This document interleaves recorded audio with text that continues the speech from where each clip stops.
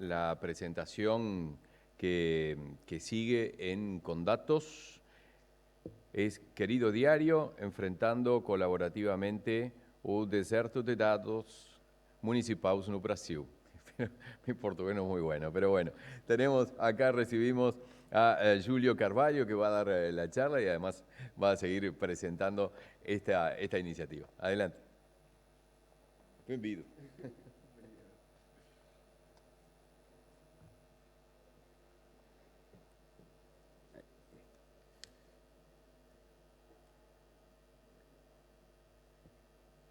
Olá, buenas tardes. A apresentação vai ser em português, mas eu tive um trabalhinho ali, tentei deixar traduzido em espanhol, pelo menos as letras que estão na apresentação, para facilitar um pouco diminuir um pouquinho a distância entre a gente. Pode passar?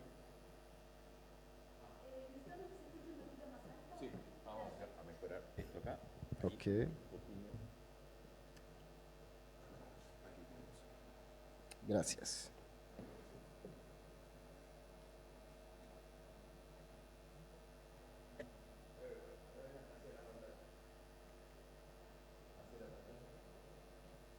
Ok, pronto.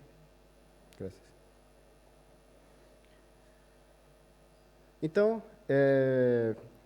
para quem não me conhece, acho que quase todo mundo aqui, eu sou Júlio Carvalho, eu sou um homem de pele clara, sou do Nordeste do Brasil, uma cidade chamada Recife.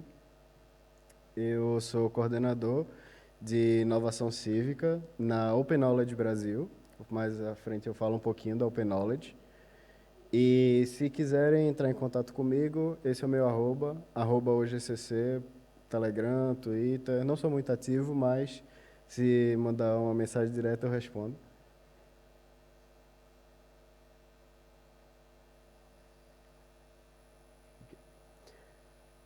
A Open Knowledge Brasil é uma organização da sociedade civil do Brasil. Ela faz parte de uma rede internacional de mais de 40 capítulos.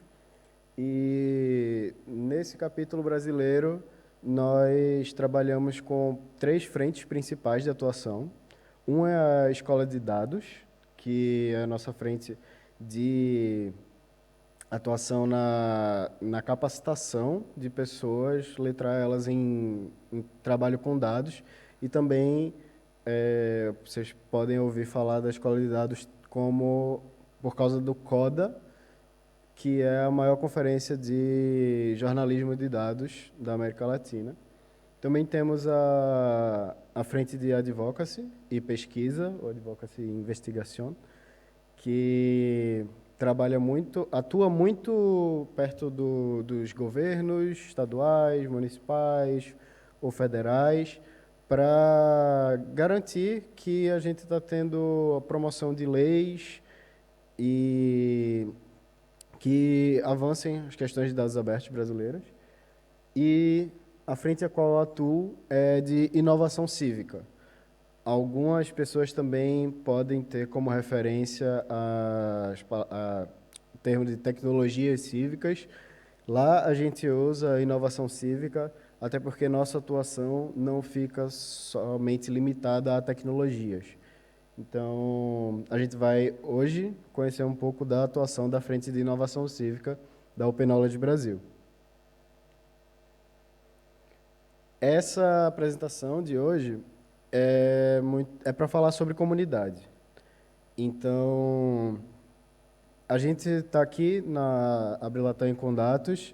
Essa é a minha primeira vez na Abril Latam em Condatos, também é a minha primeira vez no Uruguai. E eu estou conhecendo aqui uma comunidade muito forte, uma comunidade que conseguiu colocar diversas pessoas num palco que já estavam aqui há 10 anos. Então, também queria falar um pouco sobre comunidade de um jeito mais genérico, mas também depois dar uma especificada para falar de comunidades em projetos de código aberto. Então, não propondo dizer o que é uma comunidade de fato, mas dando uma introdução, Aqui é só um verbete da Wikipédia, onde diz que uma comunidade é um grupo de pessoas que compartilham algo, que tem algo em comum. E é uma das definições que a gente pode dar para uma comunidade.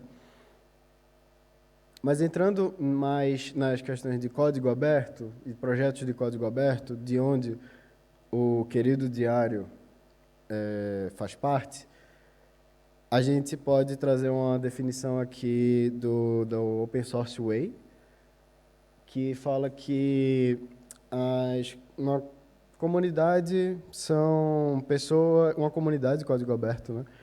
São pessoas unidas pelo propósito comum de desenvolver, manter, expandir e melhorar um projeto de código aberto. E por que a gente participa desses projetos? Principalmente falando de projetos de código aberto, né? Aí, aqui eu estou juntando 4 motivos, não é uma lista que vai dizer todas as razões pelas quais a gente faz parte, mas são razões principais que a gente consegue identificar atuando nesses projetos. Muita gente chega num projeto de código aberto por motivo de utilidade. Se eu faço uso de algum software e eu dependo desse software para que, sei lá, meu programa funcione melhor, meu projeto, minha empresa. Então, fazer parte dessa comunidade de código aberto é necessário. Então, tem esse aspecto de utilidade muito forte em comunidades, projeto open source. Mas também tem um motivo que é aprendizado. A gente vê a oportunidade de atuar e aprender ao mesmo tempo nesses projetos.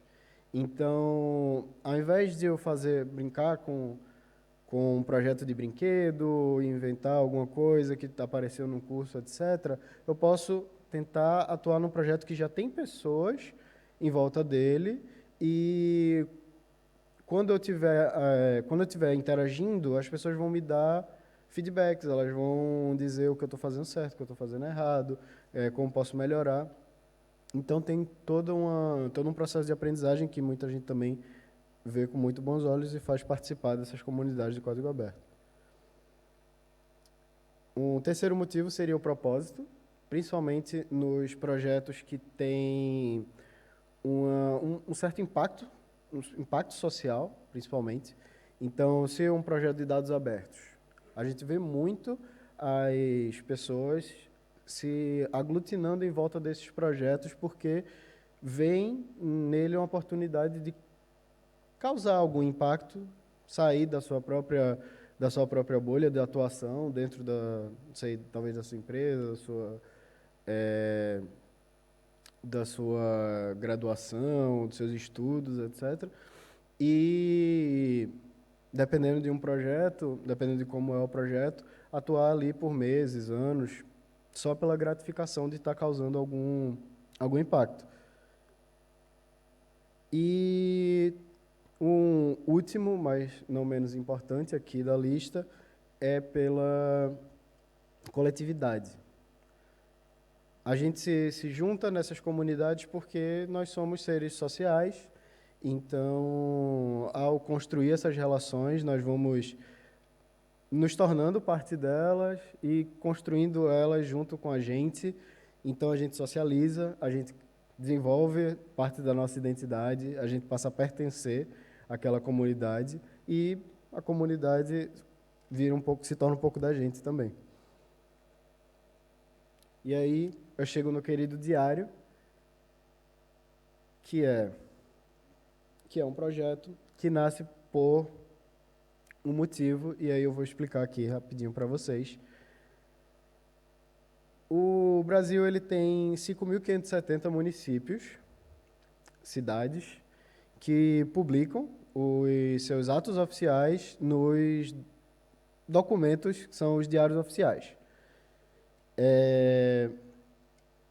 Para quem não conhece como funciona o Brasil, a gente vai ter basicamente três esferas de três esferas de atuação no governo. Nós temos a atuação da União, seria do país inteiro, né, onde tem a presidência, etc. Mas também, como é uma república federativa, nós temos essas 27 unidades federativas que também têm seu nível de autonomia dentro de quais ações, quais leis podem promulgar, quais atos podem realizar, etc. Então, essas são 27 unidades federativas do Brasil. E, dentro dessas 27 unidades federativas, nós temos os 5.570 municípios que também têm sua autonomia. Então, elas podem também promulgar leis, publicar decretos, etc. E isso traz uma certa dificuldade em como fazer sentido das ações que estão sendo produzidas em tantos lugares diferentes, de maneiras diferentes. Então, se a gente pensa em 5.570 municípios que publicam seus atos oficiais num diário oficial, a gente tem aí mais de 5.570 maneiras diferentes, né? Tanto os municípios, também tem as unidades federativas que publicam seus atos e tem a própria União, que vão publicar ali diariamente suas ações. E aí, como é que a gente faz sentido dessa massa de dados, né? Esse é o tipo de informação que pode ser encontrada nos diários oficiais. Contratos, nomeações, compras públicas, licenças ambientais ou de outros tipos e muito mais. São muitas informações. Grande parte de como os governos atuam estão dentro desses documentos.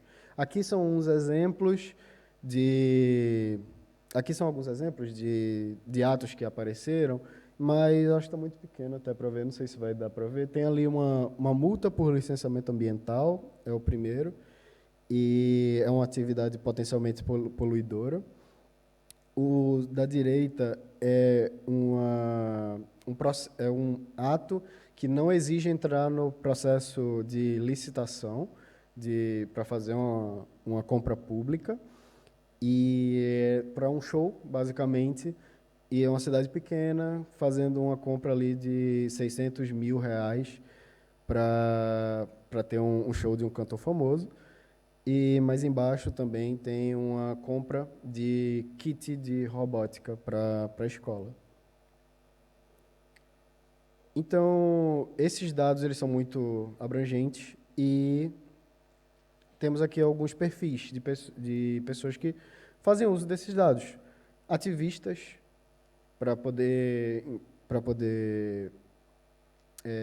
principalmente ativistas de dados abertos, ativistas de cultura, ativistas de meio ambiente. Vai ter muita ação que vai sair ali e que são importantes para que a gente monitore como é que o governo está lidando com os temas de interesse. Cidadania, porque principalmente servidores públicos dependem dos atos sendo publicados ali para saber situações dos seus empregos e etc. A própria gestão pública faz muito uso do que é publicado por outras entidades, então, para pegar referência, para entender melhor outros processos e talvez replicar ou tentar não repetir. Tem também o jornalismo, porque é uma fonte de dados oficiais imensa. Todos os entes governamentais vão publicar as informações ali por lei, obrigatoriamente. Então, assim que é publicado, jornalistas podem fazer uso disso para criar suas matérias. E pesquisa, porque a gente tem aí um histórico desde 1800 80, 88, por ali, onde os primeiros diários oficiais começaram a ser publicados no Brasil e a gente consegue ter o histórico de atuação dos governos a partir desses documentos. Então, qual é o desafio? Além do tamanho, né, que eu já falei, não existe um padrão de publicação desses municípios.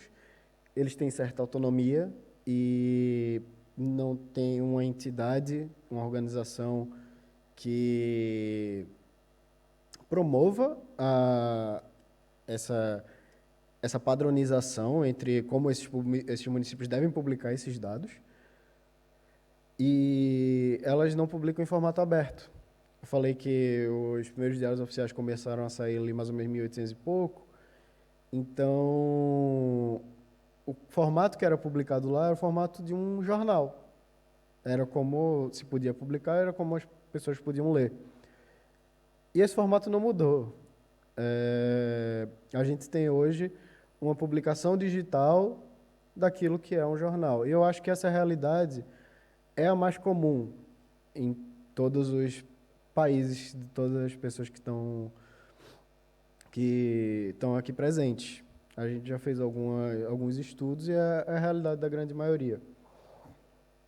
Então, isso se torna muito difícil de fazer o uso desses dados para coletar essas informações e fazer uma análise, desde a mais simples até uma análise de dados mais robusta. Então, esse cenário é o que a gente conhece, a gente vem chamando de deserto de dados governamentais. Por quê? A gente tem uma massa de dados governamentais, mas essa massa de dados não está completa. Ela é distribuída, mas a gente não tem acesso a toda ela, a gente não consegue fazer uma análises robustas para resolver, para responder muitas perguntas. Então, as perguntas que a gente vai tentar resolver saem enviesadas, elas saem erradas. Então, 5.570 municípios publicam dados que a gente não consegue fazer uso. Então, a gente fica com um deserto de dados de informações governamentais. E a gente chega com o querido diário como uma solução. Uma possível solução. Existem várias. Essa aqui é trazida por uma organização da sociedade civil e a ideia é colocar algum sistema, algum processo entre esses dados e as pessoas que querem fazer uso daqueles dados. E esse sistema ele está disponível em queridodiario.ok.org.br. No final da apresentação tem um QR Code. Eu também tenho folder para distribuir, tenho adesivos, stickers. Então, depois daqui, por favor, entrem em contato comigo, me procurem, porque eu tenho muito sticker para distribuir. Então, esse site, ele vem primeiro para tornar essa massa de dados acessível. Qual é o primeiro passo de tornar essa massa de dados acessível? Eu, como uma pessoa que tem algum interesse nesses dados, seja lá qual daqueles 5 ali for, vou poder, num site centralizado, num lugar só, fazer uma pesquisa naquele conteúdo, uma pesquisa textual. Muitas vezes isso nem é disponibilizado pelo município que publica esses dados. E eu vou poder filtrar por quais municípios eu tenho interesse. Não fica cada um em um site, né? Eu tenho tudo em um site só, e aí eu consigo ali filtrar quais deles eu vou pesquisar. Eu também posso filtrar por data. Então, também, se eu tenho ali documentos desde 1960, eu quero alguma no contexto, não sei, da pandemia, Covid-19. Eu vou pesquisar ali somente 2020 a 2021 e tirar todo o resto.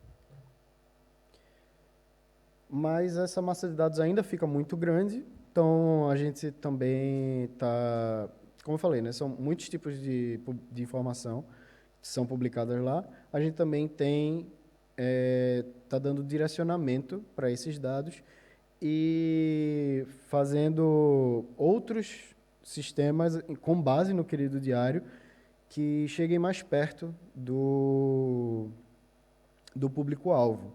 Então, o Diário do Clima é um sistema voltado para publicações voltadas para clima e meio ambiente, e o Querido Diário Tecnologias na Educação é voltado para temáticas de tecnologia aplicada à educação nos municípios. Então, compras, contratos, inteligência artificial, reconhecimento facial, todas essas coisas que podem estar aparecendo agora nos municípios, a gente quer entender como é que elas estão ocorrendo. Então, isso já fica muito mais fácil para quem tem interesse nos dados digerir aquelas informações, não fica dependendo tanto de saber o que é que está disponível no Diário Oficial para poder fazer o uso daqueles dados. Mas o ponto principal dessa apresentação é falar sobre como a gente está fazendo isso. É um projeto muito grande, é um projeto ambicioso. 5.570 municípios publicam os seus dados em sites, em lugares diferentes. Então, a gente compila esses lugares e tenta publicar num lugar, e publica num lugar só. Então, temos algumas iniciativas para facilitar esses público-alvo interagir com o projeto e criar o projeto junto com a gente. Primeira é a comunidade de código aberto. Então, hoje, só é possível criar esse projeto, fazer um projeto tão complexo que constrói, automatiza o processo para centenas, milhares de municípios, com muitas pessoas contribuidoras. A gente tem uma comunidade voltada para código, mas também comunidade não voltada para código. Então, temos mais de 1.000 participantes no nosso servidor no Discord. Essas são algumas das reuniões que a gente já fez por ali. Temos o Querido Diário nas universidades, que é uma solução para a gente chegar perto de quem quer fazer uso do Querido Diário para pesquisa. Porque não basta criar o projeto e esperar as pessoas chegarem até ele. A gente está fazendo um esforço muito grande, já faz quase 2 anos, de chegar perto dos grupos de pesquisa e mostrar como usar, principalmente no momento para ciência de dados, utilizar o projeto como fonte de dados ali para pesquisa em ciência de dados, mas também para pesquisa, comunicação, jornalismo científico. Então, a gente tem parcerias com algumas instituições acadêmicas e uma agência de notícias, de publicações. Essas são algumas publicações que saíram esse ano, e aqui na esquerda é um dos resultados de uma pesquisa desses grupos de ciência de dados. E a última iniciativa aqui é a Rede de Embaixadoras, que reúne pessoas ativistas do Brasil inteiro, e temos até uma pessoa internacional na rede também, a gente gostaria de mais, mas como ainda está muito focado no Brasil, de 190 que já passaram pela rede, só uma era peruana.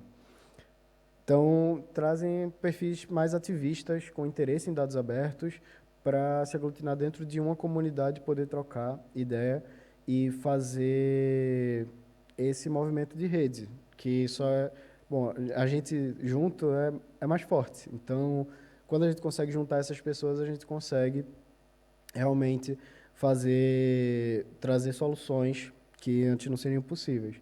Esses são alguns dos projetos que estão aparecendo aqui e algumas das pessoas que a gente reconhece dentro da nossa comunidade. O Querido Diário ele já foi reconhecido por matérias, mas mais recentemente, queria só destacar aqui que ele foi aprovado como um bem público digital.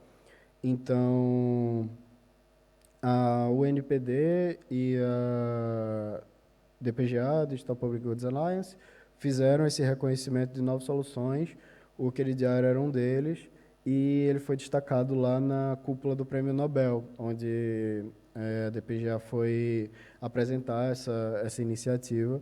Então, essa é a Fernanda Campagnuzzi, a nossa diretora executiva da Open Knowledge Brasil, dando entrevista no nosso maior jornal do Brasil, Jornal Nacional. E aqui são outras matérias que saem por coletivos jornalísticos utilizando o Querido Diário para falar dos mais diversos temas, como os diários oficiais abordam temas muito, muito amplos. Então, voltando ao tema, e agora com uma perspectiva mais prática, né, de comunidade. Aqui é outra frase que a gente tira lá do Open Source Way, que é: o que transforma um projeto de código aberto em uma comunidade são as pessoas que interagem com esse código. Então, a gente precisa pensar muito em quem é que a gente está fazendo interagir com aquele código, com aquele projeto. Aqui a gente está falando de projeto de código, mas essa apresentação fala muito sobre comunidades em geral. Então, a gente está chegando nas pessoas que a gente quer que façam parte dessa comunidade e construam essa comunidade junto. Então, é sempre importante a gente pensar sobre isso. A gente está fazendo a nossa parte para chegar naquelas pessoas e, a partir daí, realmente elas fazerem parte, construir a comunidade junto com a gente. Essas aqui são mais outras reuniões, várias, que a gente já fez ao longo dos anos. Algumas vezes a gente consegue fazer presencial também. O Brasil é um lugar muito grande e a gente não consegue estar em todos os lugares. E essa é a apresentação. Muito obrigado. Uma boa tarde.